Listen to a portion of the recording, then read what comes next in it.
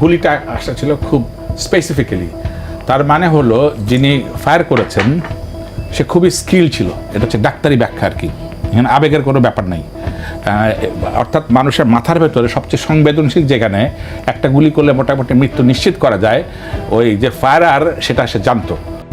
ওসমান হাদির বর্তমান অবস্থা খুবই গুরুতর ও সংকটাপন্ন অবস্থায় আছে। সম্প্রতি যা জানা গেছে, ওসমান হাদি বর্তমানে সিঙ্গাপুরের হাসপাতালে চিকিৎসাধীন, যেখানে উন্নত চিকিৎসা চলছে।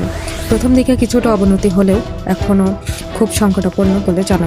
তো ওই গুলির ধরন দেখে বোঝা যাচ্ছে যে ফায়ার করেছিল তার অবজেক্টিভ খুবই নিশ্চিত, তার মৃত্যু নিশ্চিত করা, এবং তার ওই স্কিলনেসটা ছিল, এবং স্কিলনেস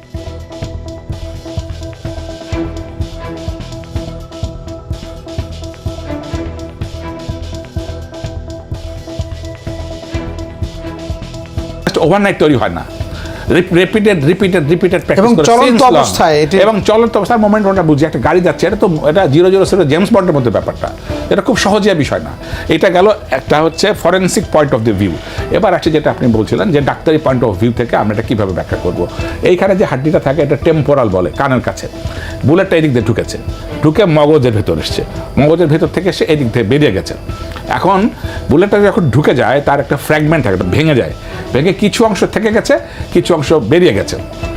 এখন ডাক্তাররা যে কাজটা করেছেন সেটা হলো যে অংশটুকু ভেঙে গেছে তার কিছু অংশ বের করার চেষ্টা করেছে বা বেরিয়ে গেছে, কিন্তু তার ফ্র্যাগমেন্টেশনের আরেকটা অংশ এত গভীরে ব্রেনের ভেতরে সেটা করতে গেলে আরেকটা সার্জারি দরকার। তাকে বের করার যে একদিকে যদি দাঁড়িপাল্লায় লাভ রাখি আর এক জায়গায় ক্ষতি রাখি, এইটা সিদ্ধান্তটা খুবই সংবেদনশীল।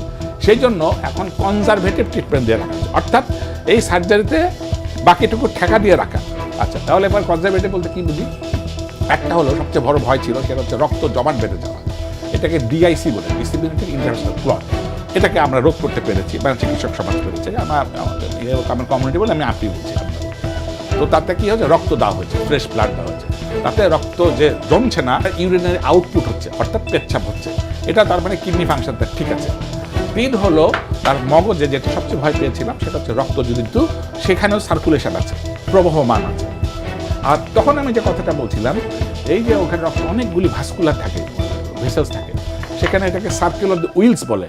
তো ওই রক্তগুলি সার্কেলস অফ দ্য উইলসে হাট করেছে। তো কথাটা আবার আমি সেই জায়গাতে ফেরত আসছি যে ফায়ার ওই সার্কেল অফ দ্য উইলস সম্বন্ধে তার ধারণা ছিল বলে অনুমান করা হচ্ছে। আর যে সমস্ত অন্যান্য ভাইটাল প্যারামিটার, এটা তো ব্রেন খুলে করা হয়, সেটা একটা নিউরো সার্জন দরকার হয়। আপনারা পত্রিকার মারফতে হয়তো দেখেছেন যে টিমের একজন প্রধান হচ্ছেন একজন সার্জন, একজন নিউরো সার্জন থাকার কথা, সেখানে উনি আছেন। একটা কিডনি স্পেশালিস্ট থাকার কথা, সেখানে একটা আছেন। একজন রেনাল রক্ত বিশেষজ্ঞ থাকার কথা, সেখানে সকল পদের বিশেষজ্ঞ আছেন। কিন্তু বাংলাদেশের নাগরিক হিসাবে আমি দুটো প্রশ্ন পরিষ্কার করে এখান থেকে দিতে চাই।